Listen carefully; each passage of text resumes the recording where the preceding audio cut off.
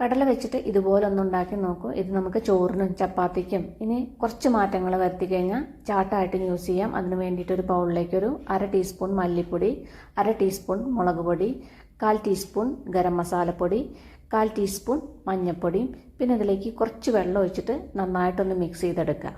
ഇനി ഒരു പാൻ വെച്ചിട്ട് 1 ടേബിൾ സ്പൂൺ എണ്ണ ഒഴിച്ച് കൊടുക്കുക. അതിലേക്ക് നമ്മളിപ്പോൾ ഈ കലക്കി വെച്ച മസാലയുടെ വെള്ളം ഉണ്ടാവും, ആ മസാലയുടെ വെള്ളം ഒഴിച്ചിട്ട് ഒന്ന് നന്നായിട്ടൊന്ന് വറ്റിച്ചെടുക്കുക, മസാല ഒന്ന് വേവുന്നത് വരെ.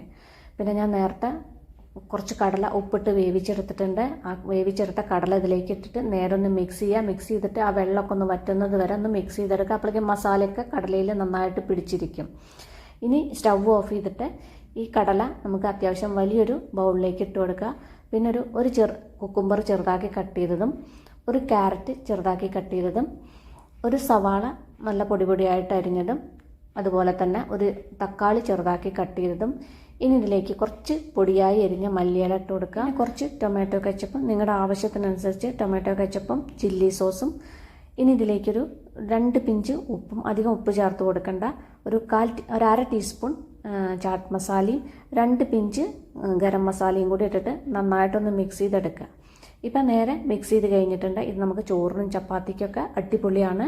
ഇനി നിങ്ങൾക്ക് ചാട്ടായിട്ട് യൂസ് ചെയ്യണമെങ്കിൽ ഇതിൻ്റെ മുകളിൽ കുറച്ച് സേവും സ്വീറ്റ് ചട്നിയും ഗ്രീൻ ചട്നിയും ഇട്ടിട്ട് കഴിക്കാവുന്നതാണ്.